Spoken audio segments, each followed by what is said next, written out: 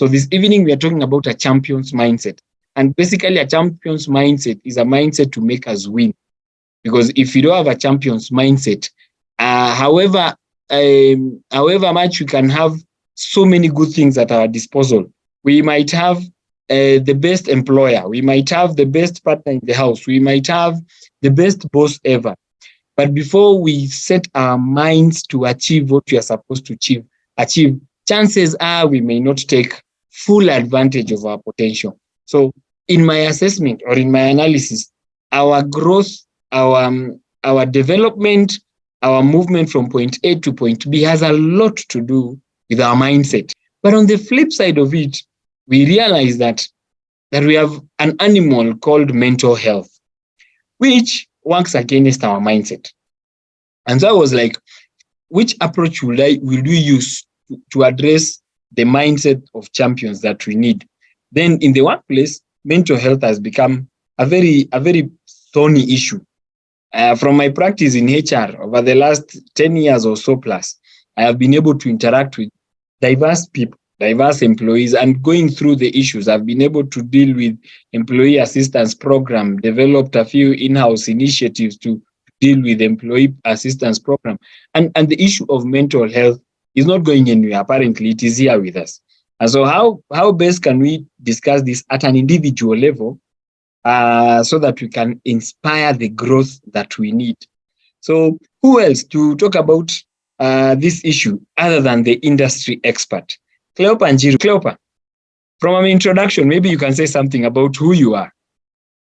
Okay, thank you. Just like you have said, I've been in the field for a number of years.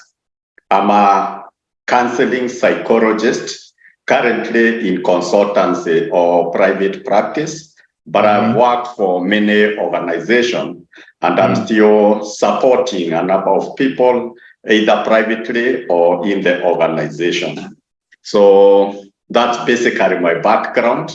And I've worked in human resource, I've worked in a hospital setup, a mental health facility, and I've supported people in different areas. So the topic today is quite a part of what I really treasure in my journey, especially when we are talking about career progression or we are talking about growth, personal development in any field, and specifically in the work that we are doing. So thank you for giving me this opportunity. And I hope as we interact, we'll know more about me, and the people present will still interact with me, and we shall be able to know each other better. So thank you, Eric, for giving us this opportunity. Nice. Thank you very much for the introduction. My first question is this mental health topic, is it exaggerated, or is it really there? I feel this is something that has been ongoing. It's not only that it is coming. The only thing is because we are already appreciating and recognizing that mental health or mental well-being is quite important, not because of only problems, because initially the focus was on problems. Someone has a problem maybe with alcohol, someone has problem in marriage. It was more focused on the stresses of life. But currently, we are also appreciating that for you to realize your potential in life, we need mental well-being, just like the way we need physical health or physical well-being. And there are certain things that you need to do so that we can be able to perform well, to be productive, and to do the best for our community and for ourselves. So for me, I feel it's something that has been going on because organizations have been having something similar to mental health. The only thing now is because of the researches that have been going on, the appreciation of mental health in different organizations, even in medical setup, because we are seeing the reduction of cost because of its hospitalization. So that's why now mental health is taking a center stage. And there have been programs even before somehow related to mental health. Like, for instance, those who have been in workforce for more than 10, 20, 30 years, you can appreciate when HIV/AIDS came, all organizations, even in Kenya, there were several programs that were funded, that were went. That is still a part of mental health, as much as it was related to physical health, but there was a component of mental health. So it's only now that there is need to streamline, especially in our country, Kenya, because even right now we already have a board, there's an act of parliament, and it's something that is being recognized. From a statistics perspective, as an industry expert or in your experience, how frequently have you had a conversation with someone and you're like, I think this borders towards mental health issues? From a statistics perspective, how soon or how frequent? Generally, if we look at it from whatever someone, okay, fine. The first thing is when people go for therapy or to see a psychologist or a counselor, basically you always find an element of work, especially the relationship with the other workmates, also the productivity, if there is loss of work. So there is always an element of that. But basically, anyone who comes for help, you have issues that could make the person need therapy or counseling, which could be either relationships, marriage, finances, all those kind of things. So for anyone, and generally, even like now in our country, Kenya, if you speak to anyone, everyone will still raise an issue. Only that it has not gotten to a point where they may need to see a counselor, but they need to know, how do I deal with this normal stresses of life? And apart from that, they are also thinking of how do they progress in life. So there is that, every person who comes to us. But there are also some researches that have been done, like there was a task force that was what was in our country some 2-3 years ago. And there are also some researches that are being done within the country. One of them says that for every 4 people who go to visit an outpatient, go to the hospital for physical illness, 1 out of the 4 has a mental illness which has not been detected or is not treated. So generally, when you look at such figures, then we can see the number of people who could be having mental health issues, but they have not been detected, and they are even not aware because we don't know the signs and symptoms of a mental health condition or a mental illness. Wait, Cleopa. You're saying, that is interesting. You're saying out of 4. Yes. So let me count. Out of 4, from where I'm sitting, out of 4, one there's a possibility that one has a mental health issue. Exactly. Wow, that is an outrageous. That is a serious statistics. Yes. How then do we tell? Because I spend 12 hours of my life every day in the office, or spend planning to go to the office, and a better part of my day I spend in the office for those who are career people. And even so, even not in the office, if you are to do, let's say you are in business or engaged in another activity, there's a bit of your prime hours in a day when you're engaged in something, and it is normal. But then when I go through that 12-hour or 10-hour or a 10-hour per day, everyone says that they are okay. Everyone says that they are normal. If you ask someone, how are you doing? Chances are they will tell you, I am okay. I am doing well. Everything is well. And normally, I wish personally on a personal level, maybe after this conversation, I will know if I'm also struggling with mental health or not. But I often say, maisha ndio imekuwa ngumu. Maisha ni kungangana. Even if there's something that is stressing, we will always hide and say, we will always not even really hide. We will say, I think it's life generally. Sahi vitu ni ngumu, kazi hakuna, maisha imekuwa ngumu. Then we hide, we say that is the general thing. How do we detect, or how do we start to know whether we are drifting towards mental health challenges? The first thing, just like you have said, most people will say, I'm okay, I'm fine. Simply because of our culture, the way we think, the awareness we have about being fine, especially emotionally or according to our thought process. So the starting point is creating awareness of mental health, well-being, or mental health conditions or mental illnesses. You hear I'm already using about 3 to 4 ones interchangeably. The first is the well-being. At what point do you say I'm okay? You only have to know what would make you not be okay. And that is the mental health condition. A condition is you are not sick, you are going on with your normal work very well, but you are still facing some few challenges. And you can only know that if you know how do you tell that already you are going through a challenge. And basically, mental health conditions or mental health illness. Illness is where now you cannot function, you're not able to report to work. There are other things you are doing that are not healthy, trying to cope with what is happening in your life. So then there are 3 aspects that is important, but we shall elaborate as we move on. Number 1 is the thought process, how the kind of thoughts that you are having. And because of the thought process and what is happening in your thinking process, sometimes you might find you are forgetting things, you are not able to concentrate. There are certain things that you cannot focus on. And when you are doing one thing, you find yourself doing another thing, things like that. Issues to do with time management and all that.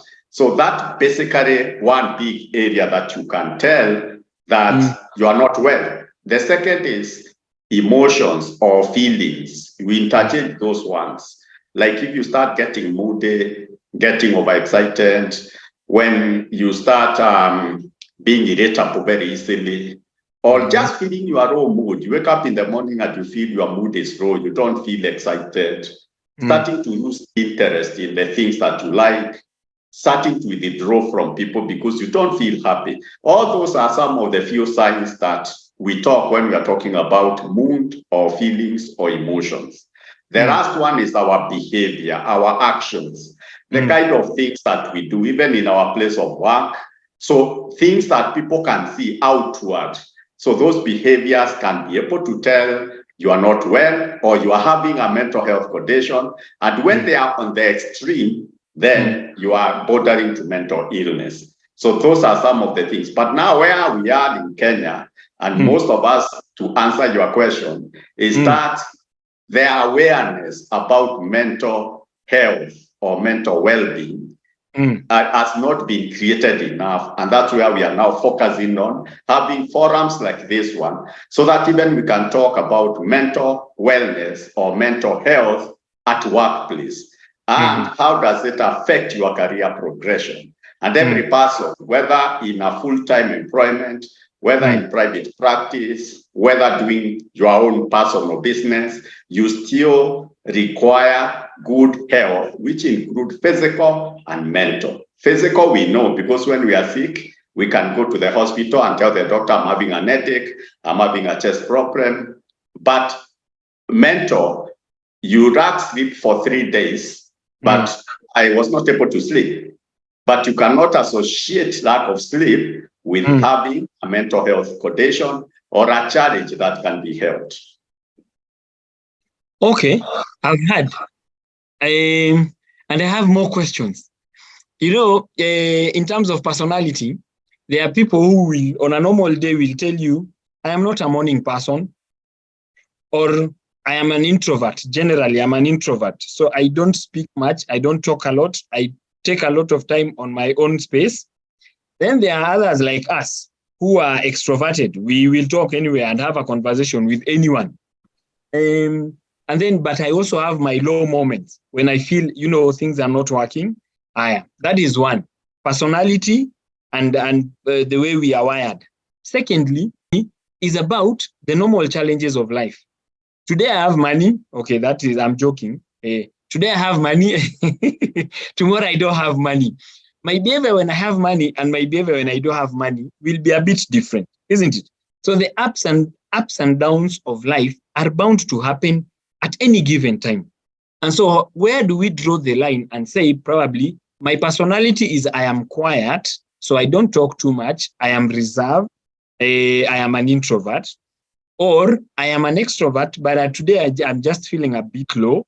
and this lowness of mine has persisted probably for 2 or 3 days, or I'm just feeling a bit low. And normally this is my personality. Or the challenges of life, in a sense that today I have money, tomorrow I don't have money, or today I am in a good mood with good spirit with my wife, tomorrow probably we have a challenge in the house, or my baby is sick, or we have a bad relationship with my boss at the moment, so I'm feeling a bit low. So how do we know that at some point this is now mental health matter? I need some help over and above the normal challenges of life and the personality thing. How do we separate? How do we differentiate? You have brought up two very big, broad concepts. The first one, which I would want to maybe respond to, is the personality. It's important for us to start appreciating what is personality. Persona comes from a Latin word called mask, the mask that people put when they are acting.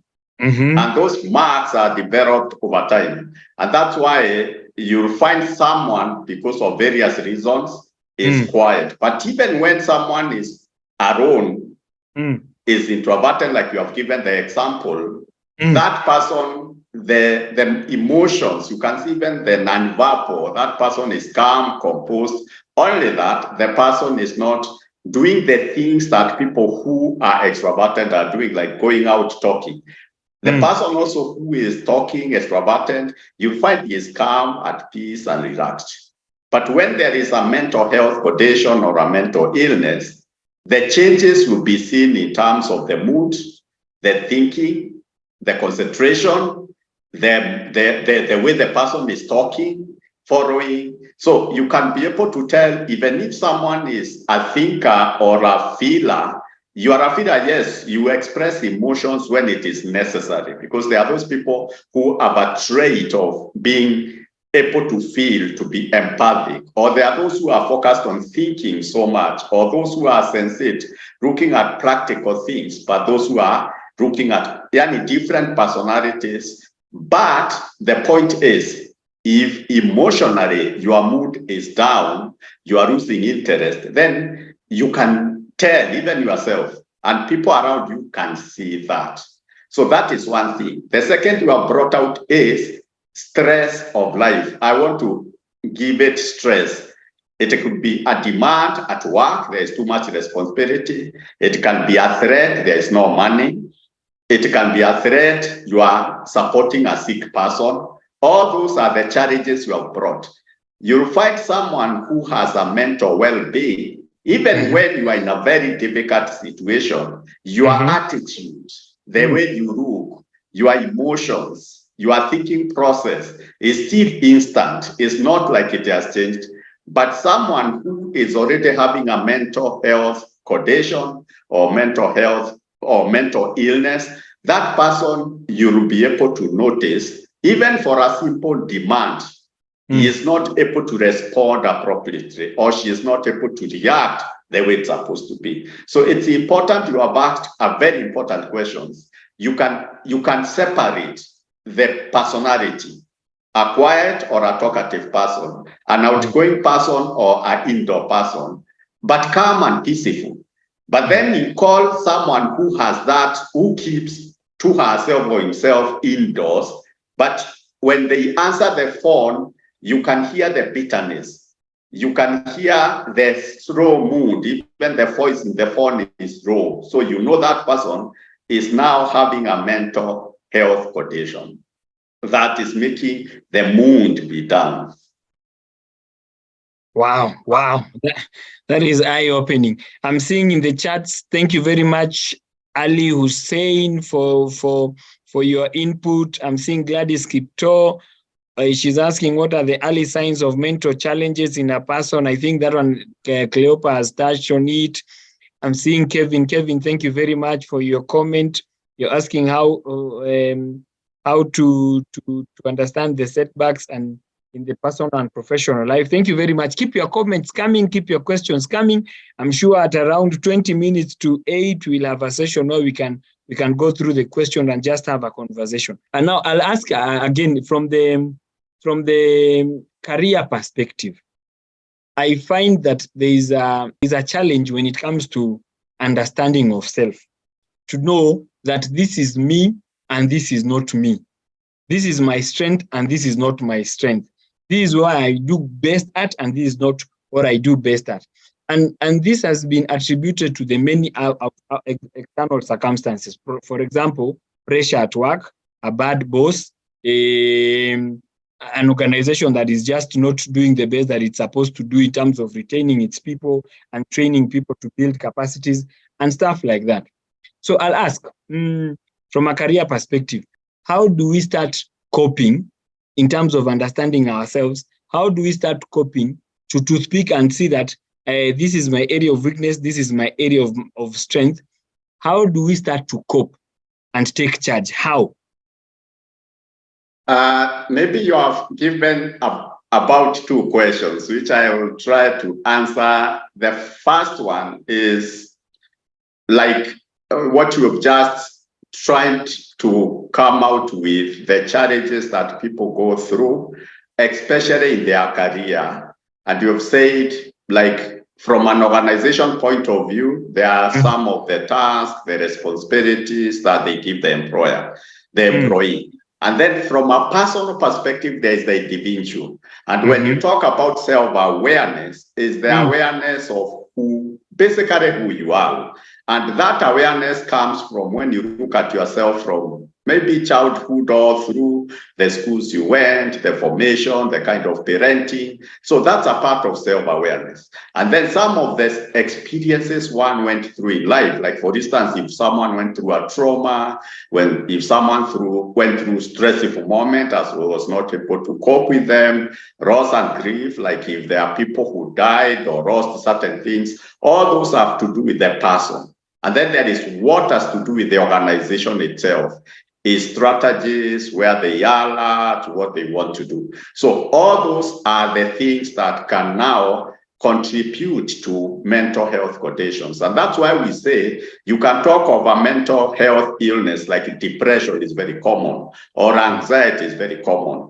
But what people are seeing is depression and anxiety. And then the question of self-awareness, where did this depression come from? Where did this anxiety come from? There are underlying issues, and those are the issues to do with the self, the things that someone has gone through in life, all things to do with the society or the organization the person is working with. So there is the external and the internal, intrapersonal and interpersonal, the things to do with other people. So those are some of the underlying causes of either a mental health condition or a mental illness, or a struggle that someone is going to go through. So that's a starting area you started with. The second part you are asking is, how do you cope? And this is where I would want to underline one word that is used especially in stress and stress management, and that is resilience.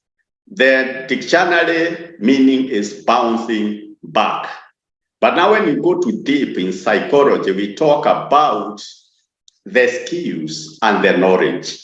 So even if you have passed through difficult situations as you are growing up, or you are facing difficult situation currently because of your life issues like finances, like demand, like supporting someone who is unwell, like even the organization itself going through its own challenges. So as much as you are going through that, you already have the skills and the knowledge on how to tackle these things. So coping depends on what already you have. Like if you have gone through such things in the past, and for you, you did not see them as something negative, you took it like a learning opportunity. And out of that situation, you learned. So next time I face financial challenges, I will go back to my budget and reduce my expenses. I'll downgrade. If I'm living in this kind of an environment, I'll change and live in this kind of an environment. So that knowledge, you already know. If I face a situation, like right now, there are some people in Kenya during COVID, immediately setting, they could foresee what's about to happen. And so if someone was staying in a rented house of 20,000, someone moves to another house of 10,000. And now says, let me try to live within the means. So those people during that time, they learned, they acquired knowledge, and they learned skills of how do we survive even when situation is very bad. So that is what we call, that's one way of coping. But I think as we continue, we shall elaborate more. But the key thing is you acquire skills and knowledge on how to manage different situations that come at workplace, at family front, in the society, when you are socializing with other people. So that's the whole idea behind coping. Thank you very much. What I have picked is from the previous one. I picked understanding of self, so that you know who you really are, and so you know your strength areas, and you know when things are starting to get out of control. So understanding yourself is, I have picked that one in what you've said. Secondly, is also related to the first one, is being true to yourself, so that you are yourself aware of your background or your childhood experiences, the impact they have had on you, the personality they have molded you into. And so it's able to trace these things so that you can see where you're starting to get into the red line, isn't it? Yes. And of course, now you have also mentioned about knowing how to navigate different circumstances of life, isn't it? Exactly. And one of the biggest challenges, especially from a career perspective, is career stagnation. Career stagnation, poor work environment. For example, the environment is a bit toxic. You have a bad boss or a bad manager. You're doing a lot of work, but you're not getting paid commensurate to what you're doing.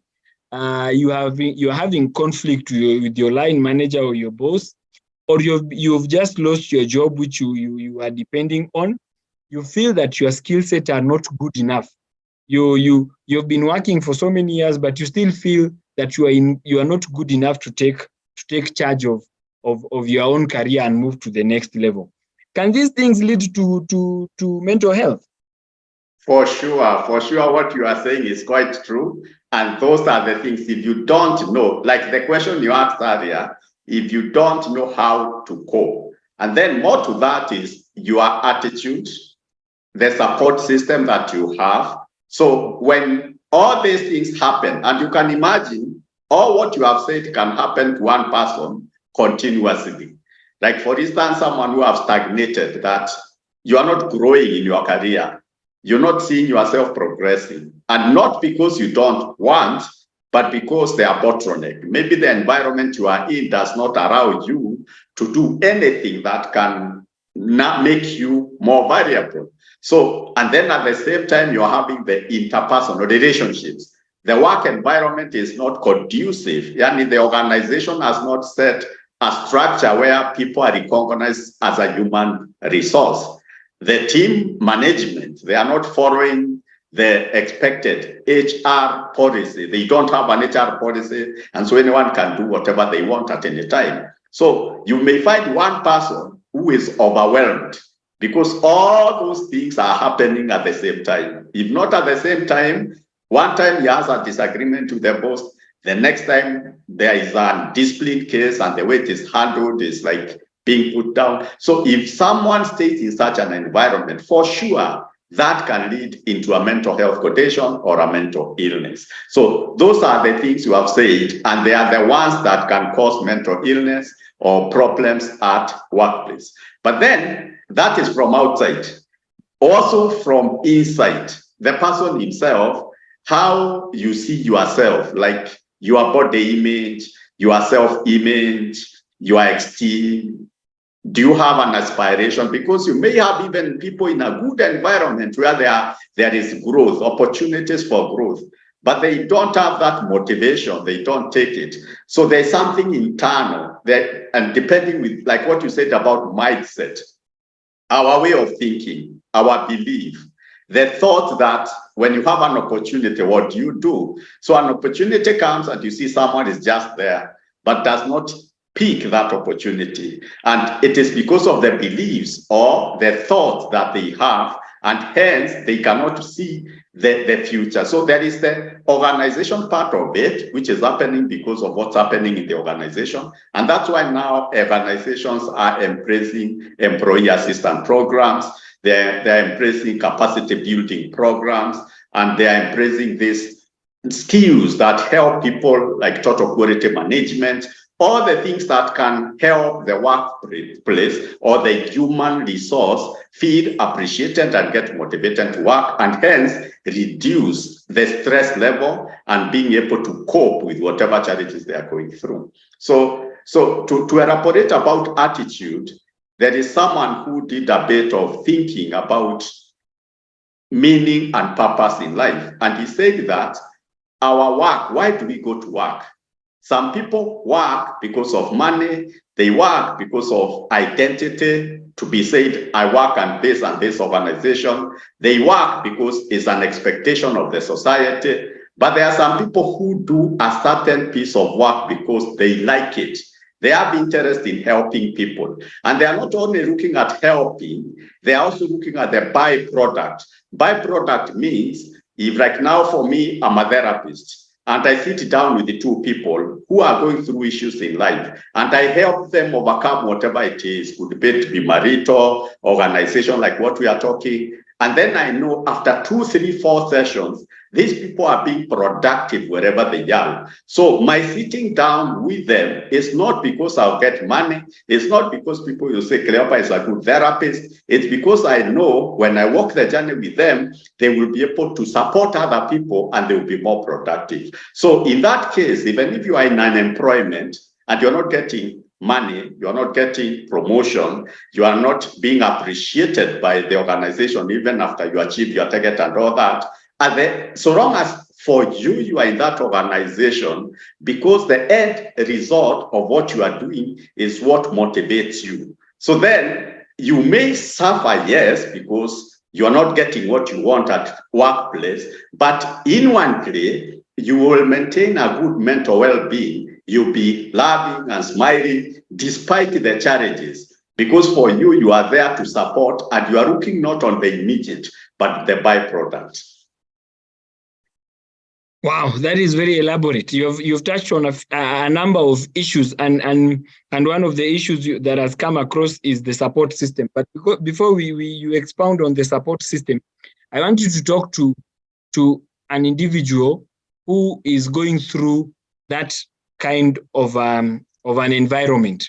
What are the simple, basic strategies that someone probably in the workplace, number one, who is going through all those things that you have mentioned, what are the simple strategies that we can deploy to get out of this situation? Because I am here personally as Erick Kagose. I'm in this conversation and I'm feeling like this is where I am. I am in a toxic environment probably. I have stagnated in my career probably. I am having issues with challenges with finances. My salary is not good enough to accommodate me. I want to move to the next level in my career, but things are not working. And I realize this thing is becoming too toxic for me to bear in terms of the impact on my mental health. What are the the strategies, individual strategies that you can share to help some of us, me included, to move out of this phase? The first thing is self-care. That could be a bigger word of taking care of yourself, regardless on the situation you are in. The second is, how do you change? How do you change your way of thinking and find out what else can you do and how can you be able to cope with this environment? So in self-care, there are quite a number of things that when we hear them, we take them lightly, but they are very important. Like for instance, the kind of relationship you have. You know, you can have very nurturing relationship, both at work front and even in the society and even within the family front. So taking stock of kind of relationship, how do you deal with the people? How do you relate with the people? People can be a source of self-care. Having someone to talk to, having a friend who you can be able to share. And it is through that network, you'll be able to see someone telling you, even if you are in this kind of environment, you have the potential to move from here to this other place. So that can be the first thing, that people are quite critical. The networks, the kind of people you stay with, they can be helped to tell you. Then it is yourself, what you tell yourself every now and then. There are some techniques we say self-talk. If every morning you are reminding yourself, I'm working in a toxic environment, this work is not good. So if that is what you are telling yourself on a daily basis, then you come to believe that. And so That's where you'll be emotionally. So there are quite a number of things that we can do, like exercises, like meditation. I know some people have tried even yoga. We can also do the things that make us happy, like watching movies or going for a road trip, all the things that you can do to help you. That is a part of self-care. And then the priorities. So there's quite a number of skills that can help you. And finally, and this is where now employee assistance program is coming, and where professionals like us, psychologists, we have so many people now who have gone for training. In all our universities, there is already a humanity course on counseling psychology, clinical psychology, starting from diploma, master's, first degree. Even we have doctors among us who have been trained, like even in Kenya. It is something that everybody now is emplacing. The reason is when you find yourself now, you are not able to cope. You are already feeling so low. You are feeling so down. You are unhappy in your work environment. Then you go and see a therapist or a counselor. And the reason for going is not because of those problems. Sometimes it's to ask yourself, what can you do? And when you sit down with a counselor, a therapist, or a psychologist, I know we use several names, but they all mean one and the same. The purpose would be, one, how do you deal with, if it's a boss who is stressing you up, allow me to use that rightly, but stress is a bigger one. If it is the workload, there's too much workload, what can you do so that you can be able to manage? How can you take care of yourself? The second is you go to a counselor and therapist, and you are helped to explore, to ask yourself, what are you good at? What are your interests? Then what opportunities are there? What do you do to be able to get those opportunities? So counseling will help you in many ways. And then even to have that space of talking whatever you would come to mind, knowing that you'll not be judged, you'll be respected, knowing that the person will not take advantage of your situation, but the person will help you to deal with whatever it is in a professional way. So above all is therapy, and it's good because most of organizations now, they have already supported their employees in getting help through counseling, just like the way they are being supported in getting physical health by going to a hospital. The same thing, they can go to see a psychologist or a therapist or a counselor whenever they feel they are going down, and they can be helped to find out what's going on and what can they do. Thank you, sir. That is very enlightening. There's an issue about, can I call it stigma, or the connotation that you are weak if you you accept that you are going through a challenge. The stigma that comes with it. How do you address that? Starting point is what we are doing right now, and I want to really thank the people who have logged in.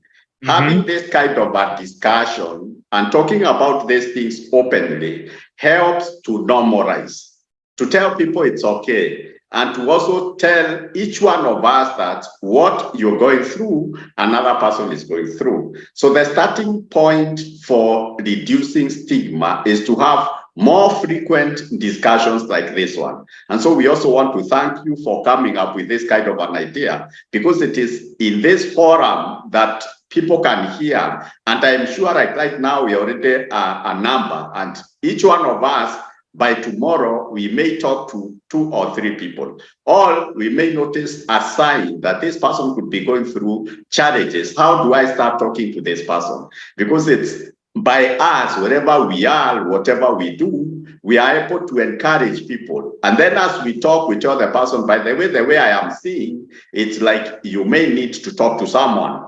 Do you have a friend at your office? Are there certain people who have been trained and they have the skills, they can be able to reason? So the starting point of managing stigma is awareness. And awareness will only come if many people can have this kind of forums.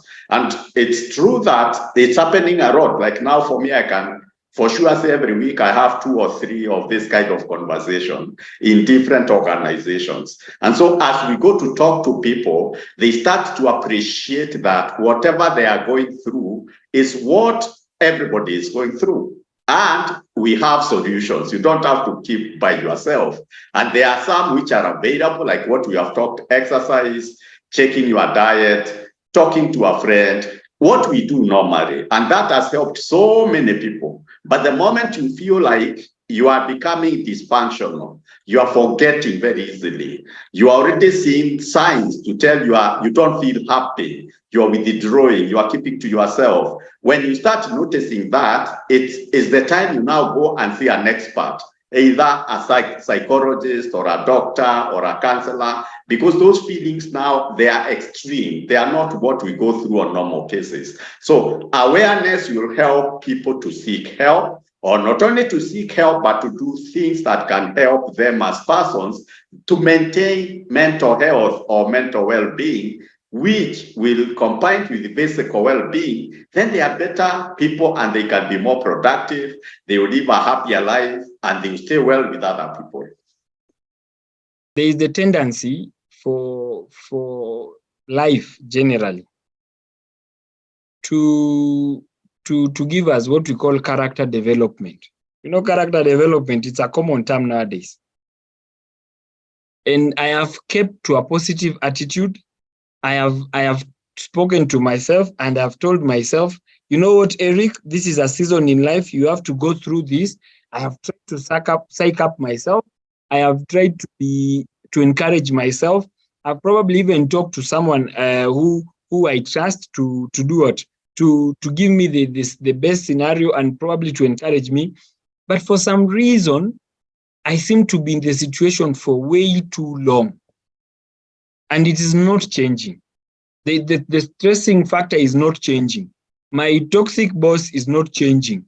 My salary is not growing. I am looking for jobs. I'm not finding one that is forthcoming. Probably my family situation is not changing.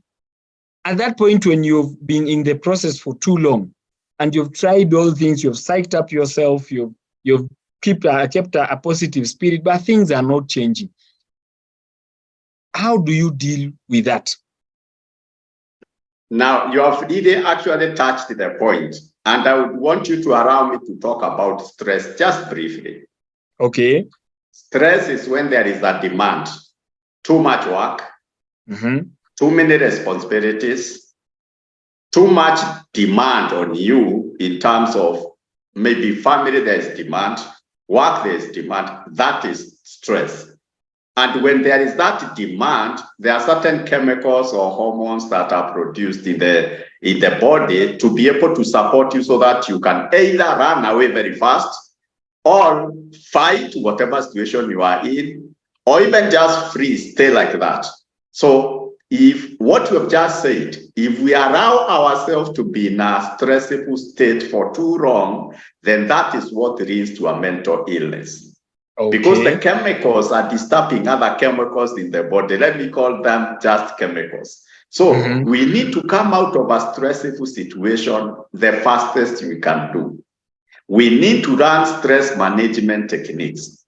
We need to get to someone who can help us deal with whatever we are going through so that we don't remain in a stressful situation for long. Stress can come because of a threat, a danger. Like now in work environment, your team leader or the nature of work or how the company is going, like if the company is not performing well as much as you are putting your effort, the kind of relationships you have with the other team members, that can be stressful. And so you'll have the brain or the chemicals in the body being activated so that you can do something about that state.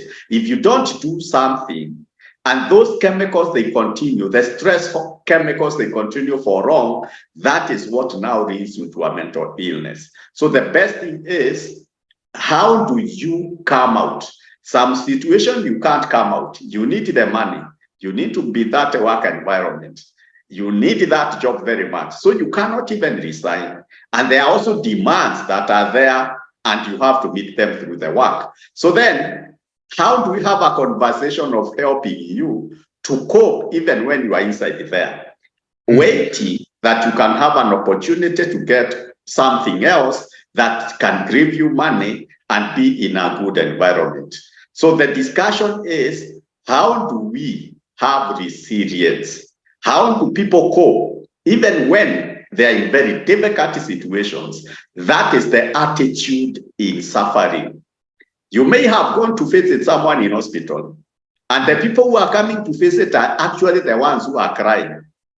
But the person who is being visited is smiling and asking them, why are you crying? I'll be fine. I'm getting medication. In a week's time, I'll be out of this bed. But the people who are coming to visit, when they see the person, the way the person has changed, they are the ones who are crying. Now, this person attitude towards suffering, that even when you are sick, even when you have financial problems, even when you are in a situation that you are always being put down, you are always being shouted at, you are always being shown that you know nothing, the relationship is not healthy, your attitude in that environment, if you take it, this is an opportunity for me. And there is someone who said this, some of the people who are written a lot in terms of psychology.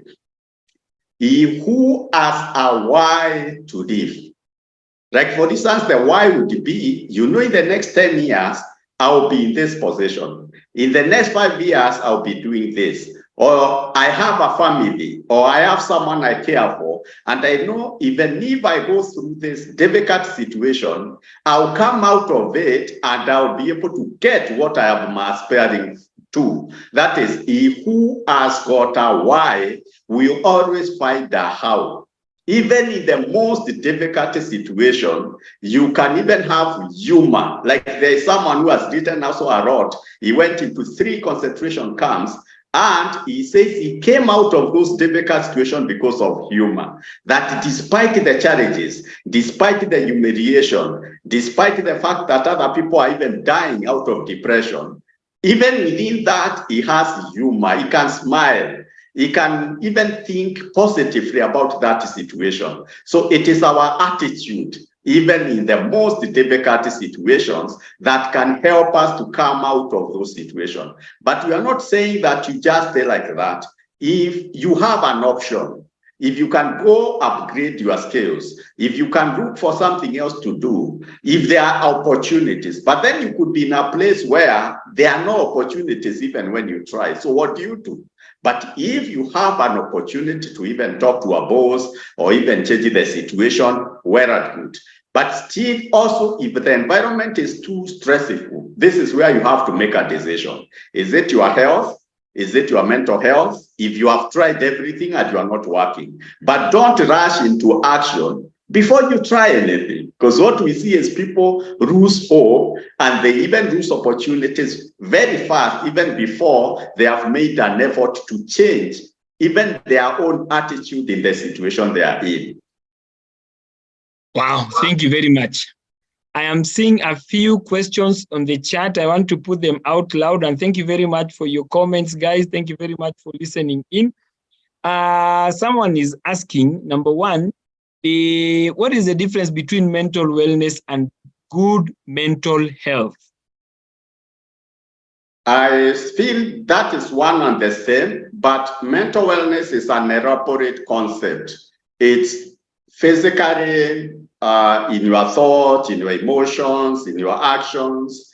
You are able to cope. Even when you go through stressful situation, you can be able to cope. And again, you have the energy to do what you are supposed to be doing. So basically, that is mental wellness, which still carries mental health.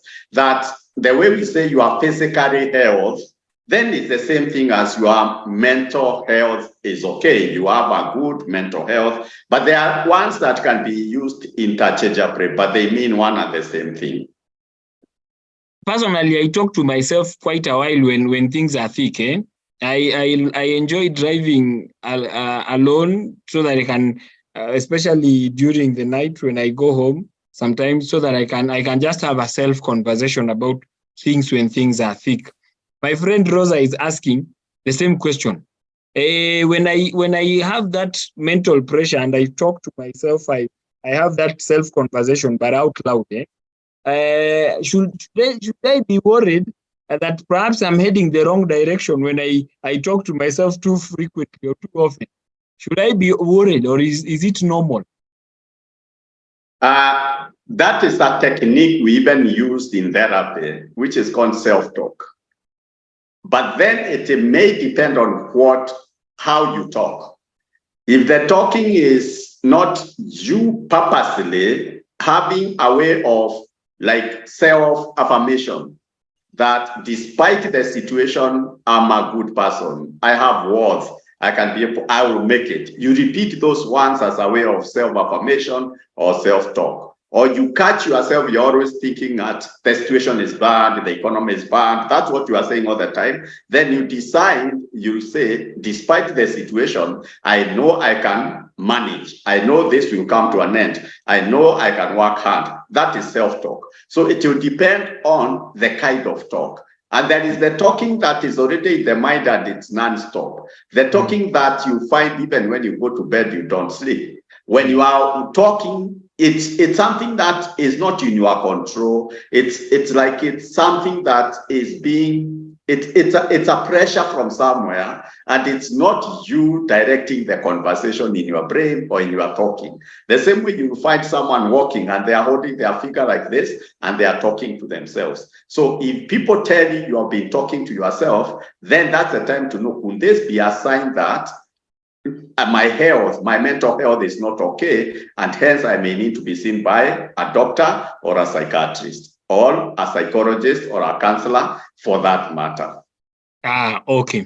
There's a question by Zuena. Zuena, thank you very much for the question. Says, my manager and HR had to know that I'm battling major depression and anxiety disorder after I was admitted, and I feel bad about it. Can this affect my work? Mainly, we are encouraging, especially HR, and that's why we have this conversation even with HR practitioners, and they can also have a forum like this one to hear from other people. And thank you so much for that question, so that the HR who are around here, they may have to get how it really feels. But today, most organizations, they are already accepting employee assistance program. And where there is that, then even the HR, they are already in it and they are supporting people. So yes, there is that stigma that could come when people know you are already being supported for a mental health condition or a mental illness. So to accept that the world where we are, we have not yet really fought with the stigma. And there are people who might know your health condition or that you are managing a mental illness, but they themselves, they are not aware on how to talk about it, how to treat you. So I feel you, and it can be when it is already, we are encouraging people to talk, and talking is a part of the healing. And then if that happens, then that's the first time now to sit down your therapist or your counselor so that you may have skills and techniques of approaching like HR, because they are supposed to treat you with humane, with understanding. And there is a way that you can be able to interact with them so that you create the awareness, we reduce the stigma, and you are around to work in a healthy environment. So there is what we can do to support you so that we empower you, so that as you face them, you know how to deal with them. But then we have to say it's not okay for any HR practitioner or any manager to stigmatize or anyone on mental health, because that's why even our government of Kenya is already coming with the registrations, and the workplace, there is already a requirement that they take human resource in a good way. And human resource means the way they will treat someone who is unwell because of cancer, unwell because of another illness, that's the same way they should treat someone who is unwell because of something like depression. So, but to come to that point, we need good HR policies, workplace policies, and it's good to also familiarize, because maybe you are protected by the HR policy. There is a clause that there is no discrimination. People will not be biased because of their health conditions, which include even mental health. And if there is that cross, then you have a way to ask yourself, how do I put this forward so that they understand that I'm human and I should be treated fairly despite of any challenges that I could be going through. Thank you very much, Cleopa. That, I think, answers the question. And I have really learned a lot today. My goodness, I've written notes here. And you have touched on so many things. And what has stood out for me, perhaps, just as a recap, because I'm seeing we are almost out, we are actually out of time. We are 4 minutes past time. But I think the conversation can go on and on and on. But I think what I've learned a lot is how to know that indeed you're struggling with some mental issues, and when it is a deviation from your normal health, from your normal self, when you're distracted easily, when you lose your focus quite more frequently, when you're feeling a bit more temperamental than usual, when your concentration is low, when your mood is consistently low, when you're consistently overexcited or easily irritable, lack of sleep, when you're just not your normal self for way too long, then probably that may become a mental health issue. We have talked about how to probably look at itself from our own angle, by knowing ourselves and understanding our strength areas, and knowing who we really are, so that we know the shifts in our life and how things have changed, so that we can even easily track when things are not going well. I've heard you speak about the support system, which is very important, to get people you can trust and talk to have a conversation with genuine people. If you don't have in your circles, then you can probably look for an external support system, a professional counselor, a therapist, who Cleopa is one of them, I'm sure. And I'm sure you can find him anywhere. He's around. He's all over. He's in Facebook. He has a Facebook page in Facebook. I'm sure he will leave his contact after this conversation, so that probably if you feel that you can have this one-on-one conversation, you can talk to him at any given time. I have heard you talk about self-care, loving yourself. Mtu ajipende. Sometimes we give too much into the responsibilities that we have, that we forget about ourselves. Before we know it, we have burned down and things have gone haywire. Our mental state is not well. The responsibilities that we have taken a toll on us, and we have not loved ourselves. It becomes an issue. It becomes an issue of self, of mental health. That one I've also picked, and so many other things that I've picked. Thank you very much, Cleopa, for this conversation. And the comments keep coming. I'm very grateful for your comments, gentlemen and ladies. As we wind up this conversation, Cleopa, we have agreed that this is an issue. You've said 1 out of 4 or 1 out of 5 are probably going through this. Yeah, 1 out of every 4 people who visit when people go to the hospital, outpatient, any health facility in Kenya, they will go because they have a headache, they have a chest problem, they have a digestion problem. But they will never tell a doctor that I've not slept for the last 3 days. They will not tell the doctor I lost the appetite. They will not tell the doctor I'm moody. They only go and say about physical. So out of every 4 people who go to the hospital, 1 of them is struggling with a mental health condition or a mental illness, but we are not aware. And so when they go, they don't report that. And hence they will be treated for the physical, but the mental will remain. But if we are aware and we aren't, I'm having digestive problem, but at the same time, I'm feeling so low, so moody. I have not slept for the last 3 days. I've lost interest in everything. I'm talking to myself. I find myself saying things that even me, I'm wondering, why am I seeing? Sometimes I'm seeing things that are not there, and people are telling me, no, you are the only one who is seeing. I am holding very strong beliefs on certain things. My behavior, I'm walking, and I can't tell where I'm going. So if we can now, these are signs and symptoms, then even when we go to the hospital, we can be able to tell our doctors, this is what I'm feeling. And then they can be able to diagnose you need to be treated by a specialist, a psychiatric or something like that, or you need a psychologist to talk with you. So I feel what we have done today is important, and I thank you so much, Eric, for allowing us to have this space and to come together. Also, the people who have logged in, it's a big sacrifice because there are other things that we could have done. So this kind of engagement is like a support system. So if we have so many forums like this ones where we can be able to talk freely, then the better for us. And I believe the ones who have engaged in this forum, tomorrow they will talk about it to more than 10 people. They will say we had this conversation. And that can help us a lot in helping people at workplace. And workplace is not only full-time employment. Even if you are working in your own business, that is a workplace, and you need to know things to do with the mental wellness and how you can be able to cope with the challenges of life. Thank you very much, Cleopa. Just to wrap this conversation, my name is Erick Kagose. Have been your host, and my visitor or my guest today is Mr. Cleopa. I'm sure you've gotten a lot of nuggets of wisdom about this. Thank you very much. On a normal day, I am a HR practitioner. On a normal day, I am a career mentor, a career coach. On a normal day, I do CV reviews sometimes. And on a normal day, Cleopa is a therapist, is a counselor. He sees people, he talks to them so that we can make a society a better place. So this evening we joined up so that we can talk about this champion's mindset. And I'm sure after this conversation, probably you've gotten some hint about the mindset of a champion. And I believe that after this conversation, you are better placed to really understand yourself and know where we are heading, and keep a track of your goals, smash those goals, write them down. Whatever is challenging you in the process, you're able to build the resilience, the attitude, the self-care so that you can achieve these goals. Up to that point, I want us to close this conversation.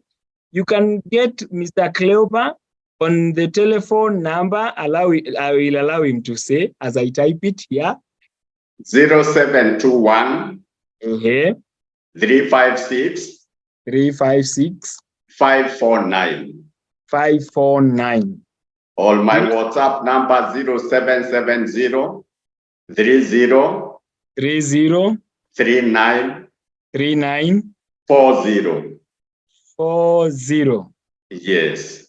Thank you very much. Those are the contacts. I've put them in the chat box before I close the meeting. Kindly, you can copy paste and download so that you can get to Mr. Cleopa at any given time you want to talk to him. For me, you can get me on LinkedIn. I'm Erick Kagose. On email, I am kagoseerick@gmail.com. My phone number, you can talk to me on 0729 571 936. Thank you, everyone, for coming in.